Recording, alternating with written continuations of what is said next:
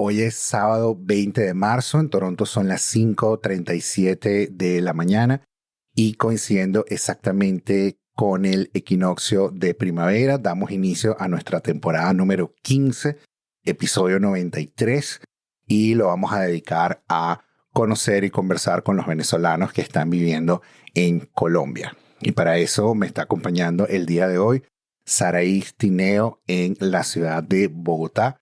Saraí, bienvenida a Los Trabajos y los Días. Feliz equinoccio de primavera. Gracias, René. Me imagino que ya por allá por Montreal se está sintiendo el cambio en el clima.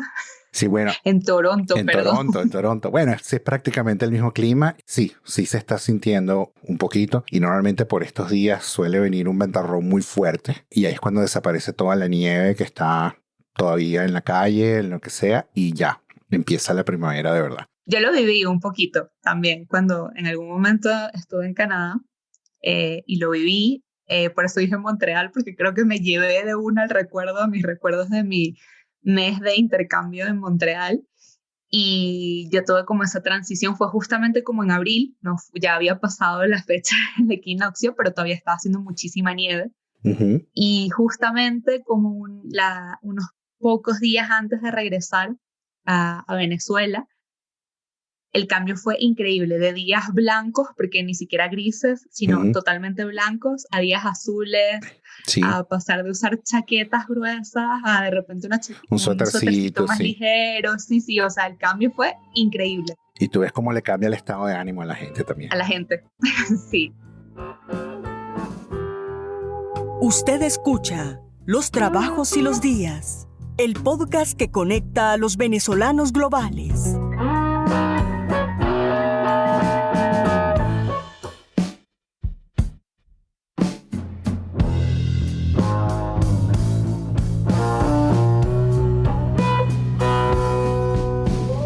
Y bueno, Saraí, cuéntanos, tú eres internacionalista, yo entiendo que tienes más o menos 2 años viviendo en Colombia. Llegaste inicialmente porque tu pareja consiguió trabajo en Colombia y eso fue lo que motivó la mudanza. Cuéntame, ¿qué fue lo primero que pasó por tu mente el día que llegaste a Colombia sabiendo que ya, hoy llego para vivir? Bueno, un poco de incertidumbre, porque creo que tú nunca sabes realmente si vas o no vas a vivir, y más cuando a ti te llevan las circunstancias, ¿no? Uh-huh. Porque no fue como una decisión de algo que yo quiero o yo sé que voy a hacer esto, sino fue totalmente circunstancial. Y creo que lo primero que pasó por mi cabeza fue construir, quizás. O sea, había como muchos sentimientos, obviamente estabas como con la tristeza de que acabas de dejar tu familia o lo que sea, pero estás llegando como a un lugar nuevo. Para mí no era tan desconocido Bogotá, ya yo conocía Bogotá, entonces no tenía como esa sensación de estoy llegando a una ciudad 100% desconocida, que quizás le pasa a mucha gente sí llega a un lugar totalmente sin saber ni siquiera cómo se llama, no sé, el aeropuerto. Para mí en ese sentido Bogotá era un poco más conocida, ya había venido, justo el año anterior casi que de yo haberme mudado, había estado en la ciudad. Eh, pero sí, creo que diría quizás como construcción, no sé, abrir la mente, esas son como un poco las primeras cosas que van pasando por tu cabeza, ¿no? Como, wow, ahora estoy aquí y ¿qué va a pasar? Ponnos un poquito en contexto entonces, ¿cómo es el día típico de una persona que vive en Bogotá? Es muy cómico. El día típico es despertarse quizás con mucho sol y golpe 10 de la mañana se empieza a nublar todo. Quizás a las 12 del mediodía puedas tener un palazo de agua terrible. Cuando sales del trabajo, bueno, tanto para llegar como para salir, te encuentras con un tráfico infernal. Aquí en Colombia le dicen trancones. Uh-huh. Es muy chistoso. Creo que puedes pasar una parte importante de tu vida en los trancones de Bogotá.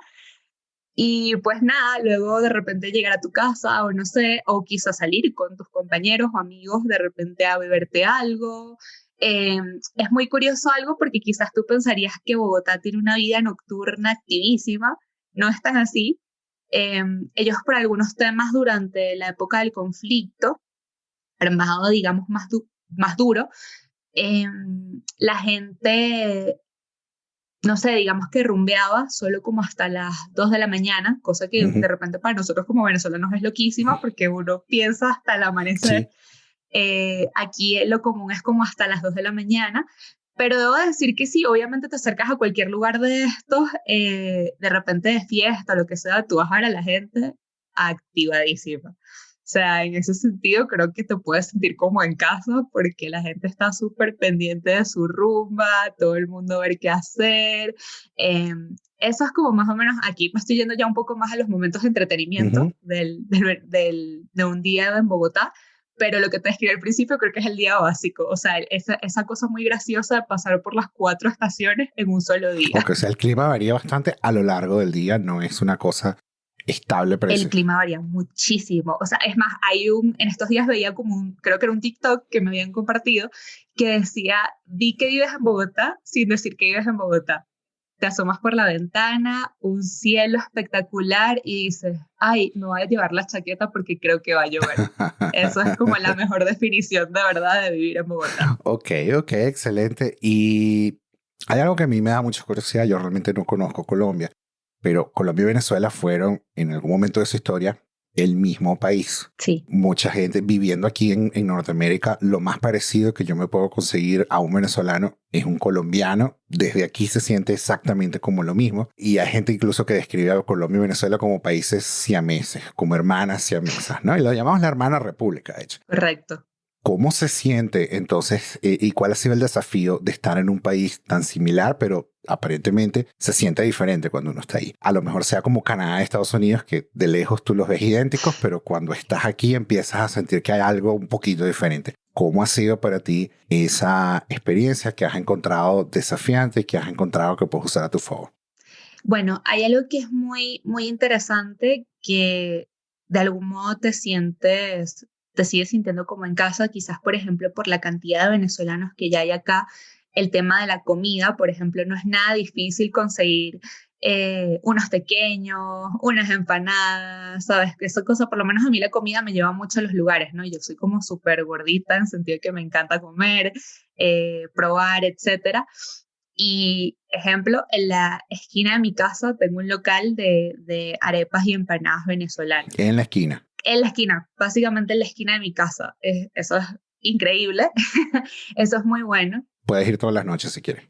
Podría ir todas las noches si me da la gana.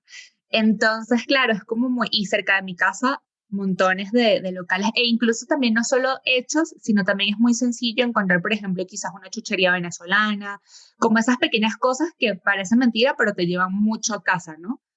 Eh, Creo que como una gran brecha es quizás por la ciudad en la que yo vivo, que ahí pueda sentir un poco más de diferencia cultural entre el bogotano y quizás el venezolano, es el tema de que nosotros solemos ser como muy directos. O sea, los venezolanos solemos ser muy, muy directos en muchas oportunidades o quizás muy expresivos y la gente acá es un poco más polite, guarda un poco más las distancias, no de manera negativa, sino, o sea, se toman su tiempo, digámoslo así. A veces, pues creo que nosotros los venezolanos somos un poco más confianzudos Ujú. o como yo digo, igualados. Ok. Y aquí la gente no es tan así. Entonces, bueno, es como creo que es una buena oportunidad para quizás las personas que no sepan bien cómo manejar estas dos cosas, es una oportunidad para mezclarla bastante bien, ¿no? Porque pues puede ser una persona muy directa, pero quizás aprendiendo a decir de mejor manera las cosas o de una manera un poco más calmada, podemos decirlo así. Yo creo que eso quizás es algo que puede jugar bastante bien a tu ventaja o algo que a mí me funciona también bastante bien. O sea que el estilo de comunicación es diferente, es lo que llaman comunicación de alto contexto, donde de repente no te dicen exactamente lo que te quieren decir, pero te dicen cosas para que tú entiendas y aterrices en lo que te quieren decir. Muchas veces sí, Okay. a veces ni siquiera, pero es lo que te digo, o sea, creo que igual es como una buena oportunidad para aprender otras maneras de comunicarte, ¿no? Obviamente las variables culturales yo creo que siempre van a estar presentes ahí, eh, seas de donde seas, vayas a donde vayas, hay ciertas cosas que no quiere decir que sean buenas o malas, siempre tú vas a como a llevar contigo, pero sí es eso, o sea, creo que es como una bonita manera de quizás aprender otros métodos de comunicación que te sirvan a ti para expresarte en contextos distintos, porque claro, yo quizás yo no puedo ser aquí igual de igualada, no sé, por darte un ejemplo, con el director de la compañía, a como de repente lo era en Venezuela. Pero al mismo tiempo sí puedo irles enseñando cómo es una buena manera de integrarse, y que yo, siendo una empleada normal, por ejemplo, poniendo un ejemplo súper aleatorio, yo puedo acercarme a esta persona. Lo que te digo, quizás no de la misma manera, pero podemos sentarnos juntos en la misma mesa, que eso no tiene que ser como una gran brecha que nos va a separar, pero sí quizás teniendo un poco más de cautela con la manera en la que me dirijo a esta persona, ¿no? Te estoy escuchando decir que las relaciones de trabajo pueden ser también un poco más jerárquicas Sí, que lo que uno está acostumbrado. eso todavía es como creo que algo que hay que superar en algunos, o sea, en algunos lugares acá. Por ejemplo, en uno de los trabajos que tuve la oportunidad de tener acá, a mí me llamó mucho la atención que una muchacha, justamente el director de finanzas de ese lugar donde yo trabajaba, se había sentado a almorzar con nosotras. Y pues la verdad yo no lo tomé como nada extraño. Para mí quizás esto era muy natural, y cuando terminábamos, la muchacha estaba hablando conmigo, o sea, estábamos conversando, estábamos haciendo como el sobremesa quizás, y ya el señor se había ido. Ya me dice, ay, como que chévere que el director se sienta a comer contigo y tal. Y yo le digo, pero no deberíamos verlo así, o sea, él también es una persona y estamos en el mismo ambiente de trabajo, porque tenemos como que tener esa diferencia, ¿no? Ujú. Y allí que es que yo estoy acostumbrada, ¿sabes? Esto es la primera vez que me pasa, en los otros sitios donde yo trabajaba no era así, no sé qué. Yo le digo, bueno, está bien, pero está chévere también que te vayas como acostumbrando a esto, ¿no? Que Ujú. quizás puedes compartir el mismo espacio con una persona que está un poco más arriba de ti, hablando entre comillas por un cargo, Ujú. aunque bueno, cada vez yo sí soy creyente como de los liderazgos más horizontales, Ujú. pero bueno, estoy hablando de otro tipo me estoy yendo ya para otro lado, ¿no? Pero sí, eso es como una brecha que existe, y yo creo que uno puede ir usándola como a su favor para ir de alguna manera generando esos pequeños cambios que parecen tontos, pero sí hacen la diferencia en el día a día. Te voy a contar una cosa. Cuando yo llegué a vivir a Canadá, la verdad nunca había estado, no conocía prácticamente nada de este país.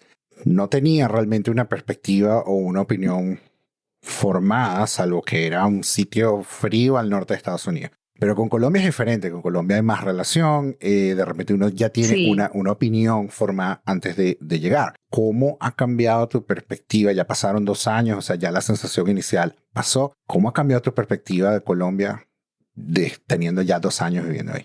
Bueno, te cuento que yo había tenido relaciones muy cercanas con gente colombiana, porque varias de mis mejores amigas, sus mamás eran colombianas, y no solo eso, sino mi mamá tuvo una pareja colombiana. Entonces ya yo había tenido como cercanías con algunas cosas de la cultura. De hecho, cuando yo estaba acá, cuando yo llegué, muchas palabras no me costaban. Ya yo entendía quizás muchas de las cosas que me querían decir, porque pues yo además pues de lo que te dije, esta pareja que tuvo mi mamá, yo en general soy como muy curiosa y me gusta saber cómo dicen las cosas en otros lugares, me gusta entender otras culturas. Eso para mí es como muy importante, ¿no? Si mi opinión ha cambiado, creo que no. O sea, yo no me gusta juzgar a las personas como por una nacionalidad. Ujú. O sea, yo creo que en todos lados hay gente buena, en todos lados hay gente mala, en todos lados hay gente empática, en todos lados hay gente apática. Y creo que no es como mi manera quizás de, de ver a las personas. O sea, no los veo, como te dije, si hay variables culturales que siempre influyen en las personas, en sus tratos o en quizás cómo yo me exprese, pero no es como yo suelo, no sé, conectar, por decirlo de alguna O sea que a manera. nivel de sociedad, de cultura, de país, no hubo sorpresas para ti. Ya tú más o menos lo conocías y lo que te conseguiste al llegar era lo que tú pensabas que te ibas a conseguir. Sí, más o menos sí. O sea, lo único que sí te puedo decir que me sorprendió un poco es que, bueno, por una historia quizás un poco dramática, yo terminé un día llorando en uno de estos famosos trancones que te conté. Ujú. Era un día súper importante acá en Colombia. Acá disculpa que siempre me confundo, el 7 se celebra, pero es el 8. Bueno, de verdad, perdónenme los colombianos que me estoy escuchando en esto. Se celebra el Día de Velitas de diciembre, el 8 de diciembre, si la memoria no me falla. Yo iba en el autobús, yo sí estaba súper triste por algo que me había ocurrido, y yo o sea, me tardé muchísimo en llegar a mi casa, me tardé como 2 horas y media. Eh, y no era tan lejos. O sea, por decirte, ese tramo yo normalmente con el trancón diario lo hacía como en 1 hora 15, me tardé 2 horas y media. Claro, es un día súper importante acá, todo el mundo se desplaza, la gente va a sitios públicos a prender sus velitas, no sé qué, es una tradición bellísima, Ujú. por cierto, también me encanta. Y yo estuve llorando en ese autobús las 2 horas y media y a mí lo que me impactó fue que nadie se me acercó como a preguntarme ¿Qué te qué me pasa? pasaba. Algo que quizás en Venezuela mínimo 3 viejitas se me hubiesen acercado a preguntarme, ¿Qué te ¿qué te pasa? Sí. pasa? ¿Por qué lloras? Claro, y nadie me preguntó nada y eso a mí me sorprendió muchísimo, ¿no? Y yo le digo a mi novio como, coño, ¿sabes? A mí me impactó mucho que nadie se me acercó en ningún momento. Y él me dice, bueno, aquí la gente es así, es un poco como más distante. Ujú. Obviamente, pues es lo que te digo, no es como algo malo ni bueno, son solo variables culturales. Y eso a mí me impactó muchísimo, igual que otra vez me sucedió algo similar, no fue conmigo, sino había una muchacha que yo estaba esperando el autobús en la parada que está más cerca de mi casa y la muchacha estaba llorando, pero súper desconsolada. Lo que entendí un poco por lo que decía y lo que lloraba era que su papá había fallecido o algo así. Y el único como que gesto que vi de alguien intentando como apoyarla fue la señora de la venta de arepas. Aquí es bastante común en Bogotá que haya personas con puesticos en la calle vendiendo Ujú. arepas. eh, Le dio como una agüita y ya. Y me acuerdo que, claro, yo aquí que pasa el autobús, es así como, llegó el autobús, tengo que correr. Y yo estaba así como muy pendiente, pero me acuerdo que tenía una mandarina en la cartera. Y yo le dije, sé que estás muy triste, pero te prometo que todo va a estar bien. Leí la mandarina y llegó el autobús y le dije, perdona, quisiera quedarme más, pero llegó el autobús, me Ok. tengo que ir.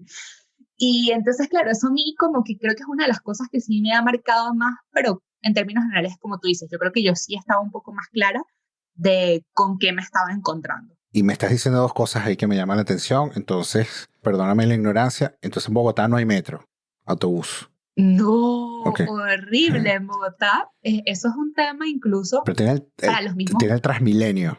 Correcto, te cuento un poco. Hay otras, sí, por lo menos Medellín tiene metro. Ujú. Entonces, eso es un tema incluso para los mismos colombianos, porque es muy común esa rivalidad paisa con esa rivalidad bogotana, Ujú.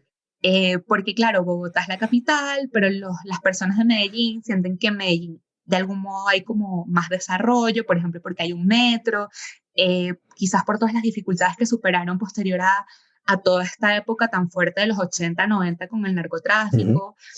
Bueno, también en Medellín es como la cuna del emprendimiento, no en Colombia, sino básicamente de Latinoamérica. Ujú.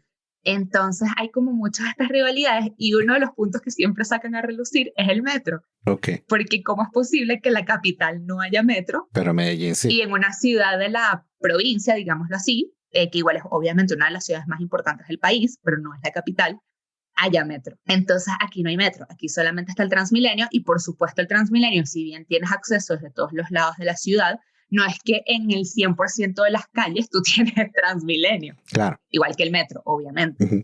Eh, entonces, obviamente también vive muchísima gente, o sea, Bogotá es una ciudad muy, muy, muy grande.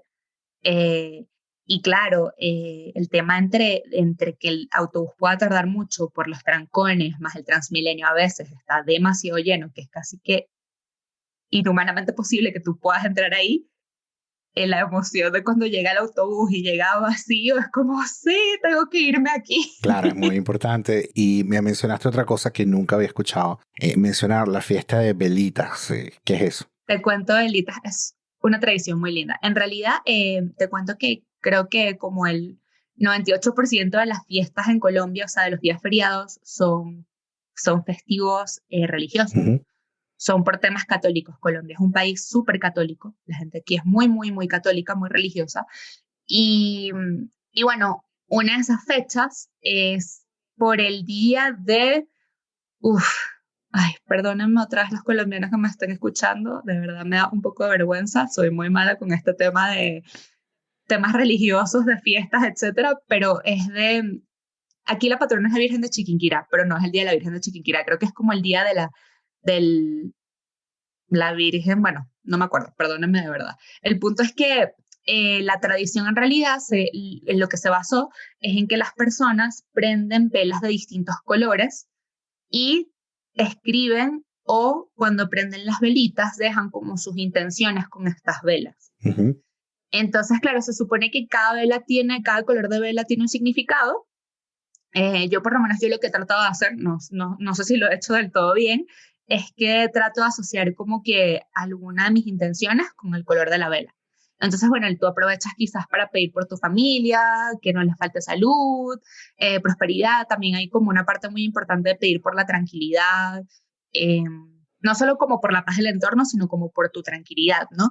Entonces es una fiesta donde básicamente eso es lo que tú haces, o sea, la gente se reúne en familia, prende sus velitas y con esa prendida de velitas pone sus intenciones para lo que quiere que venga, pues diga, vamos a decirlo así, de aquí a, esto no está escrito en piedra, esto lo estoy poniendo yo como de aquí a las próximas velitas. Ok. O sea, tú pones como tus intenciones de lo que quieras que venga para ese momento. Prácticamente el final del año, ¿no? O sea, que te permite Sí, ir reflexionando. además que también viene un poco como con el tema de las novenas, que aquí se celebran las novenas, que son como unas series de misas, si estoy en lo correcto, Ujú. que van como antes de la entrada de la llegada de la Navidad.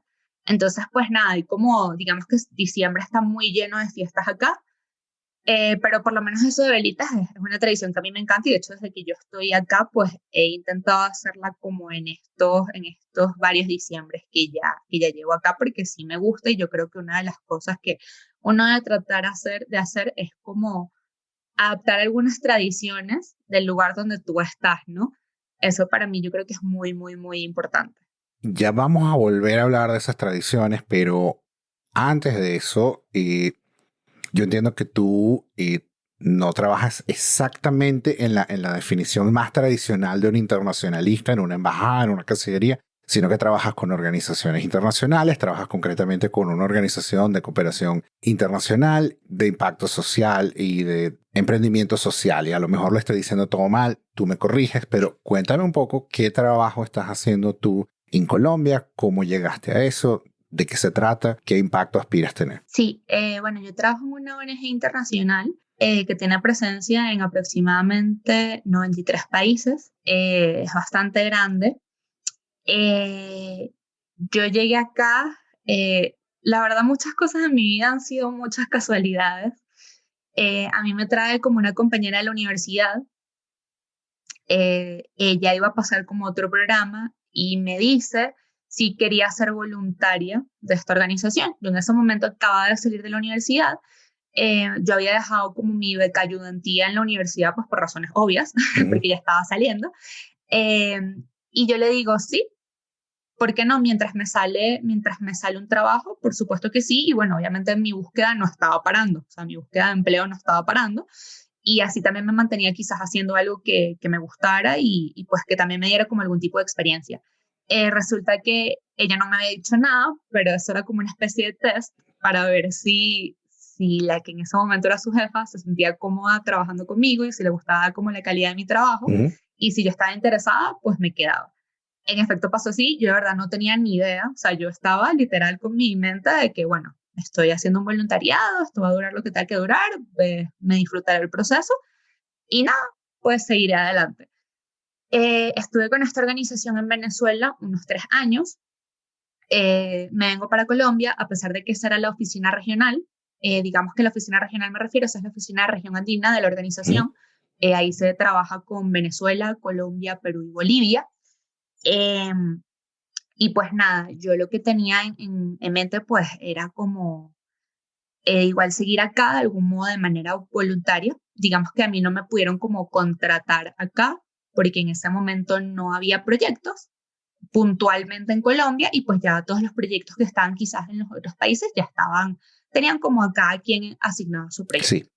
Entonces, bueno, nada, yo sin problema, obviamente, pues nada, súper agradecida por la oportunidad, ¿sabes? Eso de que cuando uno tiene como ese primer trabajo que pues te sientes también bastante agradecido porque sin saber de algún modo nada, alguien ve como algún potencial en ti, ¿no? Claro, y así no te Entonces, pagan, ya bueno, es una primera referencia en ese país que tú puedes poner en tu currículum, ¿no?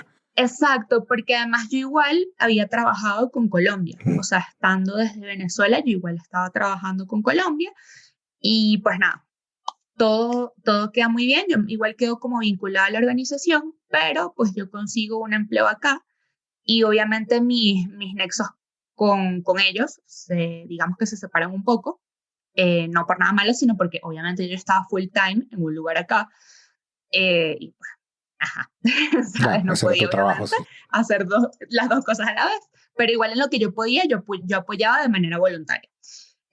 Nada, todo muy chévere. Luego yo decido renunciar a este trabajo donde yo estaba acá. Y paso como un año un poco intermitente, ¿no? O sea, un poco como, bueno, ¿qué voy a hacer? ¿Qué quiero hacer? Quizás tuve como unos trabajos de consultoría, pero muy pequeños y muy puntuales. En ese momento intenté emprender. Ujú. Intenté crear una fundación con una muy querida amiga, justamente para apoyar a migrantes venezolanos, pero ella, digamos que consiguió un empleo súper demandante y no era que yo no quería seguir llevando adelante lo que estábamos tratando de construir, pero honestamente la metodología que íbamos a manejar era de ella era la que conocía todo, no había como tiempo para darme esa transferencia y además, claro, cuando tú estás emprendiendo yo creo que no es como un trabajo tuyo solo.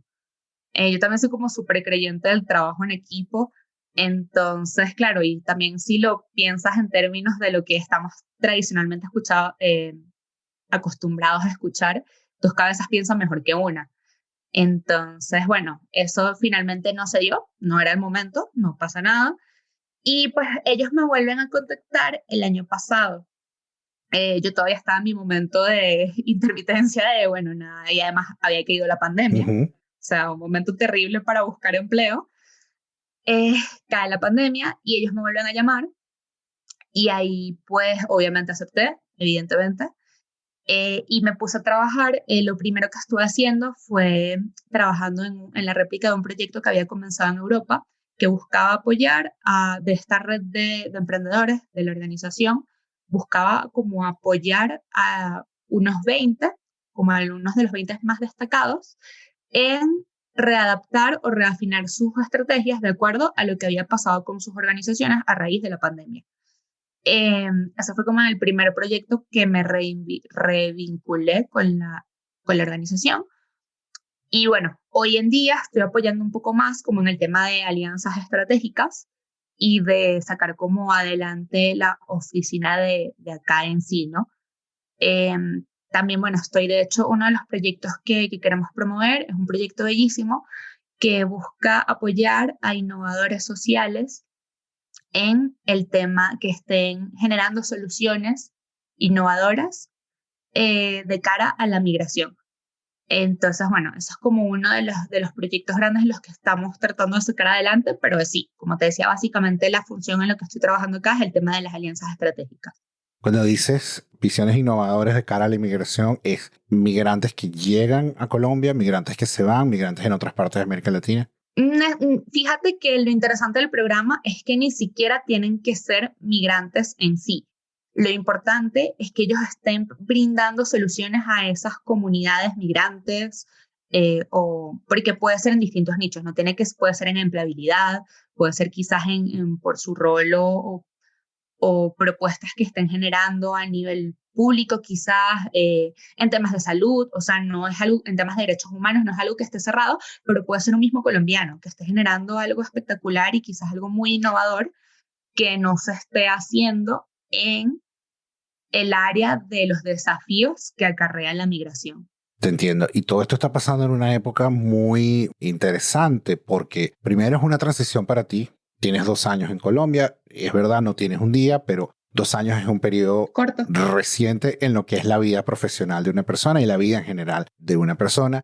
De esos 2 años, la mitad ha transcurrido en pandemia y tengo que mencionarlo porque como internacionalista tú estás viviendo en un país que pasó 60 años de conflicto armado, de guerra civil y que está en estos años recientes de alguna forma despertando todo eso y también reinventándose, ¿no? Sí. ¿Cómo ha sido esa experiencia para ti? Pues muy interesante, por ejemplo, yo me asombré muchísimo de la cantidad ya que lo mencionas, organismos multilaterales que hay acá, todas las oficinas de cooperación internacional que trabajan en Colombia y que están acá, pero creo que también es como el pensar de la gente, ¿no? O sea, incluso como quizás en temas de la conciencia de lo que quieren a futuro para su país, ¿no? Eso me ha parecido muy, muy, muy interesante. Pues obviamente el tema del proceso de paz no es tan cuadrado como quizás los medios de comunicación expresan. O sea, aquí todavía hay unos desafíos importantes en las regiones Ujú. más hacia adentro de Colombia. O sea, la verdad todavía hay mucho que construir en ese sentido. Pero yo siento de quizás con las personas colombianas que he tenido la oportunidad de hablar, que de repente tienen un poco más de mi edad, digamos de repente inicios de los 30 o quizás 30 medios, 40, sí es muy distinto el ambiente que se vive por lo menos en las ciudades, ¿no? O sea, la gente creo que tiene una percepción de tranquilidad que quizás a veces tú como venezolano no tienes. Entonces eso para mí ha sido como muy, muy, muy interesante. Claro, bueno, y ya es una generación completamente distinta también que Diferente, ya total. quiere otra cosa, otra época, otro amanecer, ¿no? Incluso es una generación que tiene, creo que más confianza, o sea, como más confianza en el otro, porque pues claro, por los múltiples conflictos que este país ha enfrentado, lo ves más que todo en las personas mayores, ¿no? No siempre hay como mucha desconfianza. Y lo mismo, no lo estoy diciendo en el mal sentido, sino que creo que fue como un tema de autocuidado que surgió en esta época, ¿no? De tantas dificultades que ellos vivieron.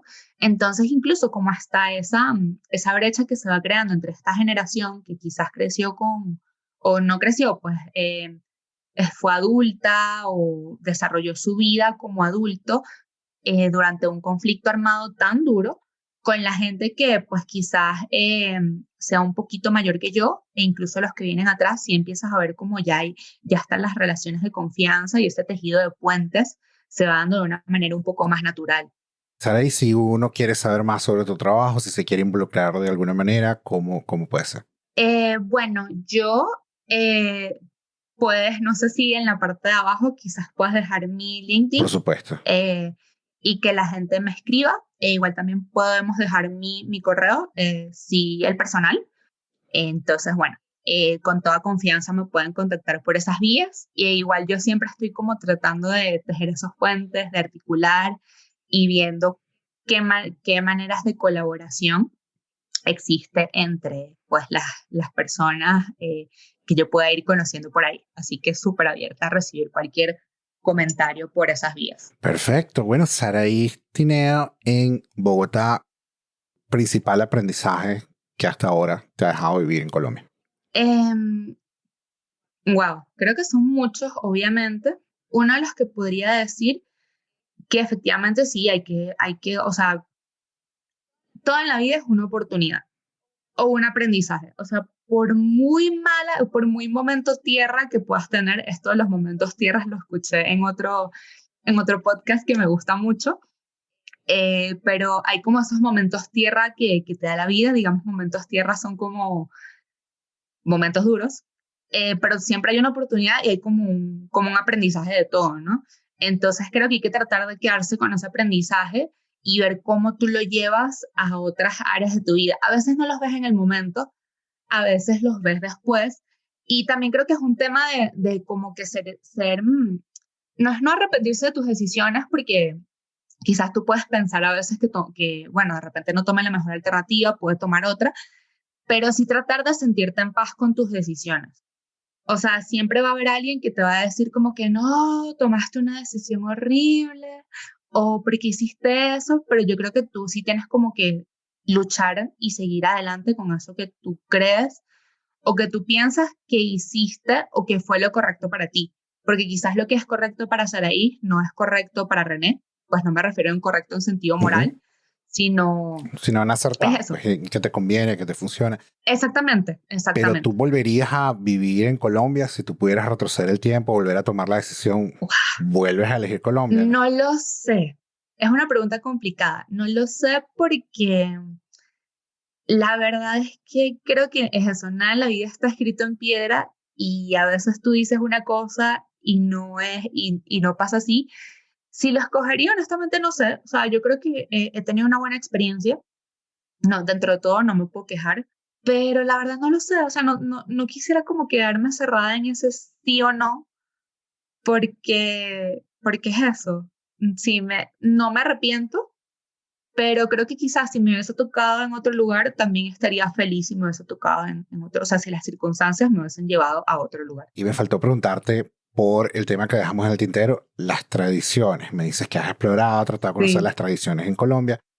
Hablamos de las velitas. ¿Cuál es la tradición que más te ha llamado la atención, que más te parece digna de mencionar o de comentar? Ah, ya la dije, es la de las La de velitas, las de velitas. verdad me fascina. O sea, me parece súper linda y me gusta eso, de también como el tema de la intencionalidad, ¿no? Pensar en esas intenciones y en esas cosas que tú quieras para ti, para los tuyos, eso me gusta muchísimo. Y también pues creo que quiero mencionar en tradiciones algo de la comida que me fascina, me encanta el ajiaco, o sea, el ajiaco Ujú. es como de mis top de comidas ¿Qué es el colombianas. ajiaco? Y te cuento que es el ajiaco. El ajiaco es una sopa que está hecha a base de caldo de pollo, principalmente, pero también tiene, por ejemplo, crema de leche. La crema de leche se la pones cuando ya está lista ¿Qué? y tiene papas, tiene alcaparras. ¿Qué? Puede ser un poco fuerte para ciertas personas porque el sabor de las alcaparras no a todo el mundo le gustan, pero digamos que podrían ser opcionales las alcaparras. Obviamente es algo que está dentro del plato. Ok. Pero pues si no las quieres, no se las pones. Y el ajiaco tiene una hierbita bastante interesante que, perdónenme otra vez, se me escapa el nombre, no me acuerdo cómo se llama la hierbita, pero es la que le da como ese sabor tan particular que no es como un simple chupe o sopa de pollo. Es bien interesante, de hecho se dice que el ajiaco es como una sopa prehispánica, de toda la época quizás precolombina y tal, o sea, es una sopa de muy, muy larga data, y pues los pancitos de bono Ujú. me encantan también. El pancito de bono se hace a base de yuca y me parece increíble. Sí, aquí los conocemos, aquí se consiguen, pero son brasileros. Ah, sí, sé cuáles son. Bueno, mira, excelente, Saraí. Agradecerte por haber conversado con nosotros, desearte mucho éxito en todo tu futuro en Colombia. Ha sido un privilegio tenerte con nosotros. Gracias, René. Y agradecer también entonces a toda nuestra audiencia. Este ha sido el episodio 93 de Los Trabajos y los Días, nuestro sitio en internet, lostrabajosylosldias.com, disponible en todas las aplicaciones para podcast, redes sociales, @trabajosdías, y desde Toronto les deseamos paz y salud. Gracias por escuchar Los Trabajos y los Días. Acompáñenos la semana que viene y escucha las voces de esos venezolanos que dejan su impronta en el mundo.